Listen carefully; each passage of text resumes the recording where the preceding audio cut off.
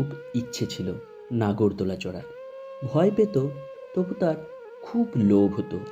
সবাই কেমন চড়ে, কেমন হুল্লোড় করে, ওরও খুব ইচ্ছে করত, কিন্তু ওকে কে চড়াবে?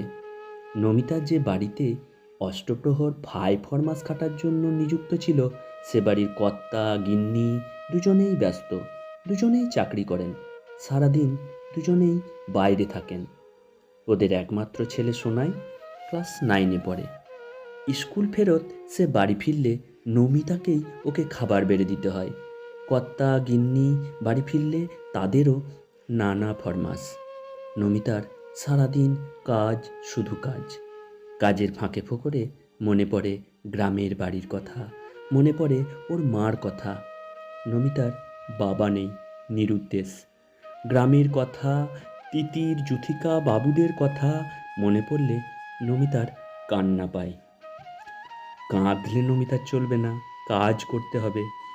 নমিতার মা মাসে মাসে এসে টাকা নিয়ে যায় দাদা বৌদির কাছ থেকে। নমিতার এক্কা দোক্কা খেলতে ইচ্ছে হয়, নমিতার আচার খেতে ইচ্ছে হয়, আলু কাবলি খেতে ইচ্ছে হয়, নমিতার স্কিপিং দড়িতে লাফাতে ইচ্ছে হয়।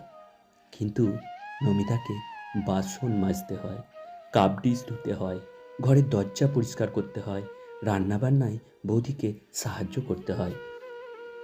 কাজ সেরে সিঁড়ির নিচে একটা মাদুরে কম্বল পেতে নমিতা ঘুমোয়। ঘুমিয়ে স্বপ্ন দেখে নমিতা। স্বপ্নে সে এক বিশাল উঁচু নাগরদোলা চড়ে, বোঁ বোঁ করে নাগরদোলা ঘোরে। নমিতা উল্লাসে আনন্দে ভরপুর হয়ে ওঠে। বৌদির কানের দুল হারিয়ে গেল শনিবারে।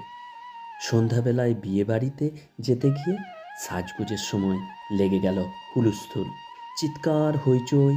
সবশেষে দোষ পড়ল নমিতার ঘাড়ে। নমিতাকে ডেকে প্রথমে ধমক ধামক, পরে পুলিশে দেবার ভয় দেখানো, সব হলো।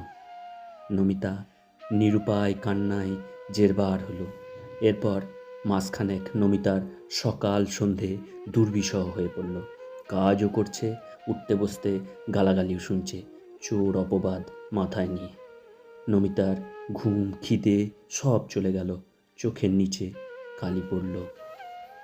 পুজো আসছে, পাড়ার মাঠে প্যান্ডেল বাঁধা হচ্ছে, এসে গেছে নাগরদোলাও। চতুর্থী থেকেই সেখানে ছেলেমেয়ের দঙ্গল ভিড়। পঞ্চমীর দিন বৌদির আদেশে নমিতার মা এসেছে নমিতাকে নিয়ে যেতে। টিনের বাক্সে জিনিসপত্র গুছিয়ে রিকশায় উঠল দুজনে স্টেশন যাওয়ার জন্য। রিকশা চলছে, নমিতার চোখ নাগরদোলার দিকেই, চোখ জলে ভরে উঠছে। দেশে ফিরে যাবার পর চাকরি হারানোর দুর্বুদ্ধির জন্য নমিতা মার কাছেও মার খেল বেদম। মার খেয়ে তার জ্বর এসে গেল। ধুম জ্বরে 3 দিন ধরে আচ্ছন্ন হয়ে রইল নমিতা। জ্বর কমছে না। মা ভয় পেয়ে পীরের দরগা থেকে তাবিজ নিয়ে এসেছে। জ্বরের ঘোরে নমিতা বলে চলেছে, মা ওই যে নাগরদোলা, নাগরদোলা। পিয়নের চিঠি এলো, কানের দুল পাওয়া গেছে। সোনাই সেটা বিক্রি করে দিয়েছিল ওর নতুন হওয়া ড্রাগের নেশার খিদে মেটাতে। বৌদি বারবার ক্ষমা চেয়ে লিখেছে, নমিতার মা, নমিতাকে পাঠিয়ে দাও, ছেলে আমার ভীষণ অসুস্থ। ওকে না পাঠালে আমরা তো চাকরি বাকরি করি, কি করে কি হবে? মা চিঠি পড়ছে, নমিতা বলে চলেছে, নাগরদোলা, নাগরদোলা, নাগরদোলা।